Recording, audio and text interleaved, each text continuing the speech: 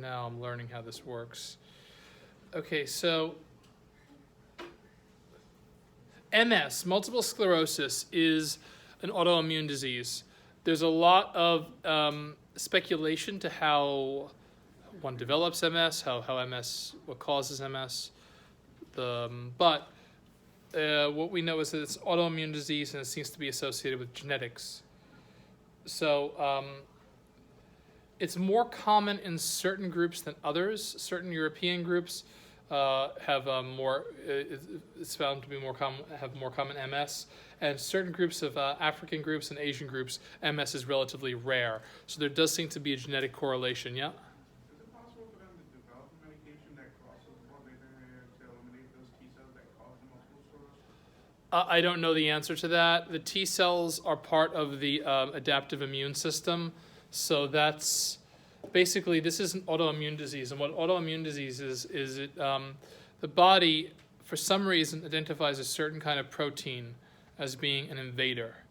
So it's like this specific thing, this antigen, this protein is an invader. It's going to then go into the lymph nodes. There's a whole complicated process, and it's going to basically present to the immune system saying, this, I found this protein, I found this, it's an invader. So when we find this protein, when we find this substance, we're going to attack it. So you'd have to do, this is just a common thing that happens, not common, it's a disease of the immune system, an autoimmune disease. There are a whole class of autoimmune diseases out there, where anytime when the body attacks itself, lupus is another autoimmune disease. HIV/AIDS is called an acquired immune deficiency syndrome, but that's an acquired immune disease where the immune system attacks itself. So this is just a disease. I don't know much about MS medication. But, in our gene pools, in our American gene pools, in our North American gene pools, we have people from all over the world. I have a friend, he's African American, but he chases genetics back to like Spanish Jews, and then he traced it back to like West Africans. And I didn't chase my own heritage, but when you see people's heritages, right? It's people think that they're, English, and then it turns out they're part Spanish, part African, part Turkish, part, Native American.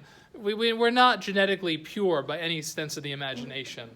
There is no pure human genome. So people that they may say, well, I'm African American, I'm, Indian American, or if they've had some history here in North America for, with over 100 years, it's more likely that they're going to be a mix of different genetic groups, different ethnic groups. So somebody can appear to not look like, let's say, Polish, but they may be genetically more Polish than not. It's just very common nowadays. So some of these factors can be transmitted over the generations.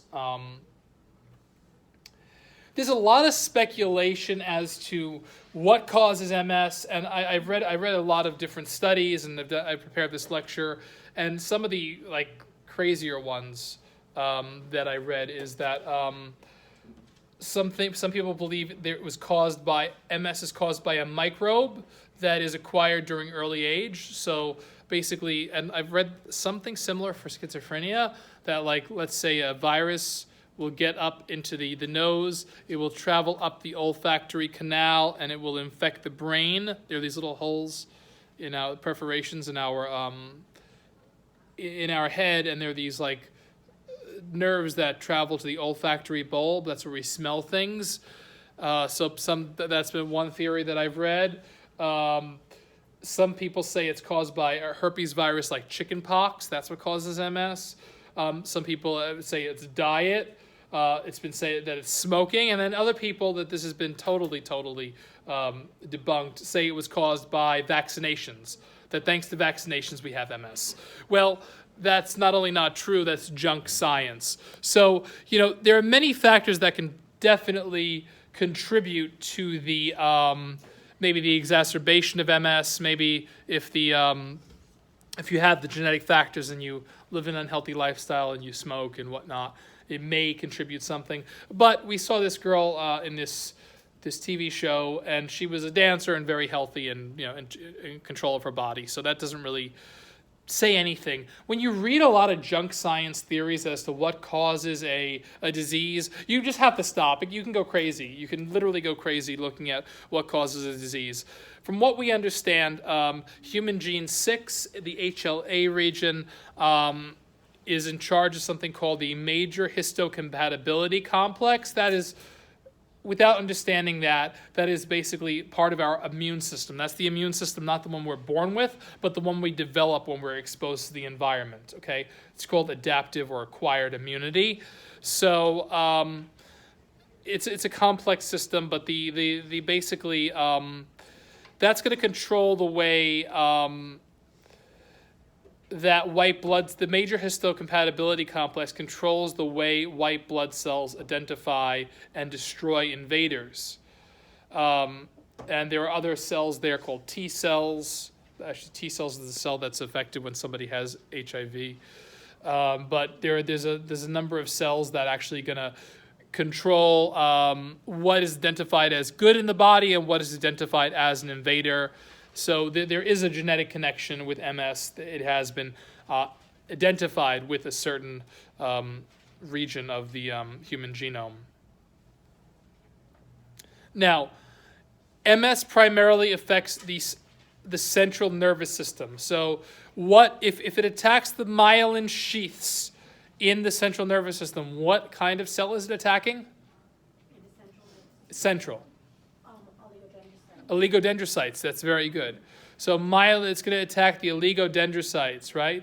It's going to identify the oligodendrocytic projections of myelin onto the axons of the neurons as being invaders. So what's going to happen is the T cells, which are these cells that are, it's a kind of cell that's from the immune system. They're going to go into the brain. They're going to cross the blood-brain barrier. They can basically kind of like crawl along the blood-brain barrier. What creates the blood-brain barrier, guys? Astrocytes, right? The foot projections of astrocytes. You're going to do good on the test. So it's going to actually kind of like slide its way through there. And it's also going to help to recruit other cells and other substances to eventually to attack the foreign invader.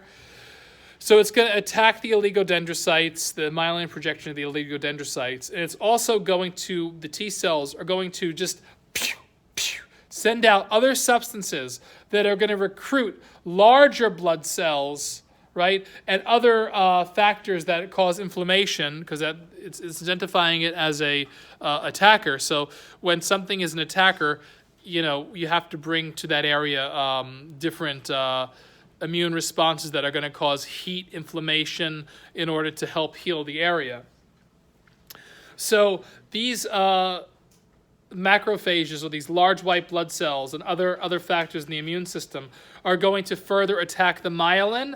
And while this happens over a long period of time, not over a short period of time, but over a long period of time, what happens is there are the disease progressively is going to weaken the blood-brain barrier, and it's going to cause more attackers, or just going to like make the brain more vulnerable. So that has that effect in the long term as well.